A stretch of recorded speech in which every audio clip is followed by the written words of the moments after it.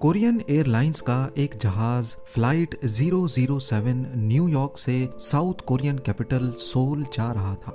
मौसम बिल्कुल साफ था और पायलट को किसी किस्म की भी दुश्वारी का सामना नहीं था। लेकिन इन सब चीजों के बावजूद भी ये जहाज क्रैश हुआ, और वो भी सिर्फ इस वजह से क्योंकि उसके पास वो चीज नहीं थी जो आज हम सबकी पॉकेट में पड़ी रहती है। जी हाँ, हुआ कुछ यूं था कि सोल पे लैंड करने से पहले जहाज को अलास्का के शहर एंकरेज भी जाना था। ये बात हो रही है 1983 की, जब अमेरिका और सोवियत के दरमियान कोल्ड वॉर चल रही थी। इस जंग को लेकर दोनों ताकतें एक दूसरे के खिलाफ बहुत ही ज्यादा अलर्ट थी। अगर आप मैप पे देखें तो ये है एंकरेज और यहाँ पर है सोल।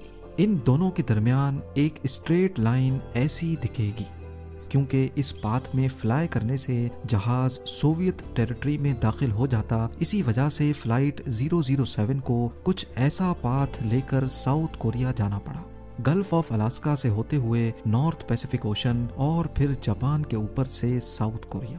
पर क्या मालूम था पायलट को कि दोनों ताकतों की यह जंग आज 269 पैसेंजर्स की जान लेकर छोड़ेगी। उस दौर में जीपीएस तो था नहीं और पायलट गलती से सोवियत टेरिटरी में चला गया। सोवियत्स ने समझा कि ये अमेरिका का स्पाई प्लेन है और उस पर एयर टू एयर मिसाइल खोल दिया गया। कुछ ही लम्हे बाद प्लेन सोवियत कंट्रोल्ड मोनिरॉन आइलैंड के करीब समंदर में जा गिरा। जहां इस खबर ने पूरी दुनिया को सोग में डाल दिया था, वहीं अमेरिका को सबसे ज्यादा दुख इस बात का था कि उनके पास जीपीएस टेक्नोलॉजी होते हुए भी वो इस हादसे को ना रोक सके। जी हाँ, उस वक्त जीपीएस सिर्फ अमेरिकन मिलिट्री का एक टूल हुआ करता था। पर इस वाक़े के बाद ही 16 सितंबर 1983 को अमेरिकन प्रेसिडेंट रोनाल्ड रेगन ने जीपीएस को सिविलियन यूज के लिए खोलने का ऐलान कर दिया, और वो भी बिल्कुल फ्री। जेम टीवी की वीडियोस में एक बार फिर से खुशामदीद।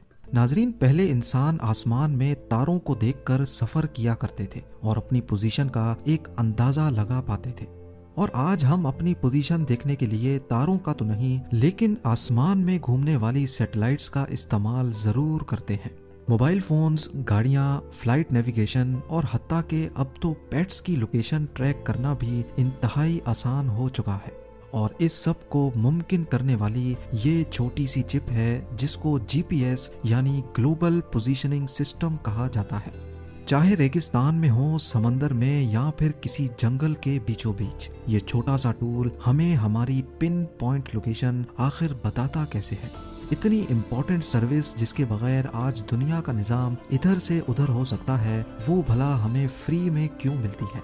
और गूगल मैप्स जीपीएस के जरिए लाइव ट्रैफिक प्रेडिक्शन कैसे कर पाता है। इन सवालों के जवाब जानने के लिए ज़रूरी है कि पहले हम ये जानें कि जीपीएस काम कैसे करता है। ये तो हम सबको मालूम होगा कि हमारे फ़ोन में जीपीएस रिसीवर होता है। जैसे ही हम अपनी लोकेशन सर्विस ऑन करते हैं तो ये अर्थ को ऑर्बिट करने वाली 24 जीपीएस सैटेलाइट से सिग्नल रिसीव करने लगता है। इस सिग्नल में हमारी लोकेशन नहीं होती, बल्कि इस सिग्नल में सिर्फ टाइम होता है। सैटेलाइट में एक एटॉमिक वॉच होती है जिसको दुनिया की सबसे एक्यूरेट वॉच भी कहा जाता है। सैटेलाइट को अपनी लोकेशन तो मालूम होती है लेकिन हमारे फोन की नहीं। इसको ये अच्छी तरह मालूम होता है कि किस घंटे, किस मिनट और किस सेकंड में ये दुनिया के किस हिस्से के ऊपर मौजूद होगी। सैटेलाइट रेडियो सिग्नल के जरिए हमारे फोन में लगे जीपीएस रिसीवर को अपना टाइम बताती है और अपनी लोकेशन भी भेजती है। जिस वक्त ये रेडियो सिग्नल जनरेट होता है, उस वक्त सैटेलाइट की एटॉमिक वॉच पे जो भी टाइम होता है ये सिर्फ वो बताती है। रेडियो सिग्नल लाइट की स्पीड से ट्रेवल करता हमारे फोन में आ पहुंचता है।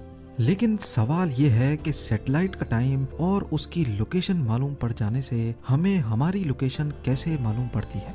फर्ज कर लें आप पेरिस के आईफल टावर के पास खड़े हैं और सैटेलाइट स्विट्जरलैंड के ऊपर है।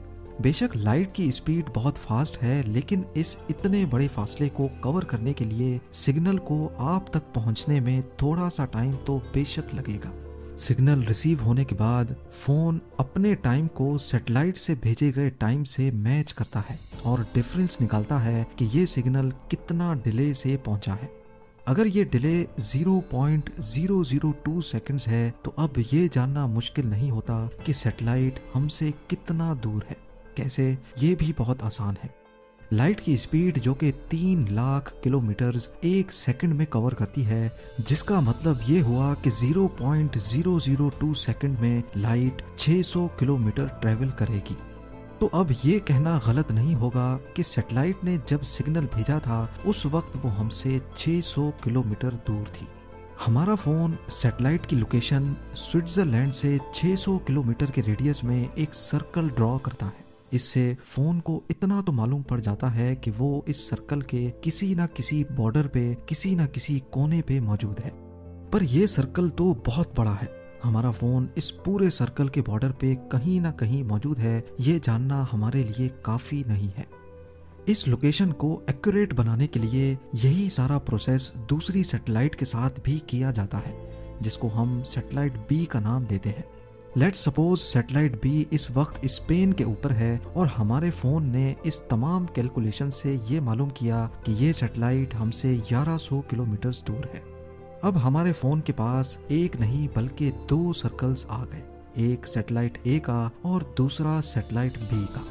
ये दोनों सर्कल्स जहां पर भी एक दूसरे के साथ इंटरसेक्ट करेंगे, हमारा फोन भी वहीं पे मौजूद होगा। इस लोकेशन को अब मजीद पिन पॉइंट एक्यूरेट करने के लिए फोन को कम से कम 4 सैटेलाइट से सिग्नल रिसीव करने पड़ते हैं। जितने ज्यादा सर्कल्स बनते जाएंगे, हमारी लोकेशन भी उतनी ही ज्यादा एक्यूरेट होती जाएगी। इस सारे प्रोसेस में समझने की बात यह है कि लोकेशन सर्विस का सबसे बड़ा ताल्लुक टाइम से है। अगर तो रिसीवर यानी हमारे फोन का टाइम 1 सेकंड भी गलत होगा तो लोकेशन में हजारों किलोमीटर्स का डिफरेंस आ जाएगा। इस मसले से निपटने के लिए जैसे जैसे टेक्नोलॉजी बढ़ती जा रही है, वैसे वैसे जीपीएस चिप्स भी जदीद होती जा रही हैं। आजकल कई जीपीएस डिवाइसेस में बिल्ट इन बैटरीज दी जा रही हैं और उनके अंदर अपनी क्लॉक मौजूद होती है। मोबाइल ऑपरेटर्स और इंटरनेट की मदद से ऑटोमेटिक टाइम को अपडेट भी किया जाता है। अब सवाल उठता है कि आजकल तो कोई फ्री में किसी को मशवरा भी नहीं देता, तो आखिर फिर इतनी बड़ी फैसिलिटी फ्री कैसे है? क्या इस सर्विस के जरिए पूरी दुनिया पर नजर तो नहीं रखी जा रही? पूरी दुनिया का GPS system US department of defence control करता है। ये सैटेलाइट्स सिर्फ 1 वे सिग्नल भेज सकती हैं और इनको तो ये भी मालूम नहीं होता कि इनको किस वक्त कौन कहां से यूज कर रहा है। तो इस बात का तो सवाल ही पैदा नहीं होता कि फ्री सर्विस देकर हम पर नजर रखी जा रही हो। और ये फ्री तो कंज्यूमर के लिए है, जबकि मोबाइल मैन्युफैक्चरर्स, एयरलाइन इंडस्ट्री और ट्रांसपोर्ट सेक्टर से सालाना टैक्स लेकर इन जीपीएस सैटेलाइट्स की कॉस्ट को पूरा किया जाता है। ये टेक्नोलॉजी अब इतनी कॉमन हो चुकी है कि अगर ये ना हो तो पूरे दुनिया की इकोनॉमी को अच्छा खासा नुकसान उठाना पड़ सकता है। फ्लाइट नेविगेशन डिस्टर्ब हो जाएगी, ट्रांसपोर्ट कंपनीज अपनी ट्रक्स को ट्रैक नहीं कर पाएंगी, ट्रैकर कंपनीज का बिजनेस बंद हो जाएगा और हो सकता है कि आपका फेवरेट रेस्टोरेंट आपको वक्त पर ऑर्डर भी डिलीवर ना कर पाए। अगर बात की जाए गूगल मैप्स की, तो लाइव ट्रैफिक प्रेडिक्शन में भी सबसे बड़ा हाथ जीपीएस का ही होता है।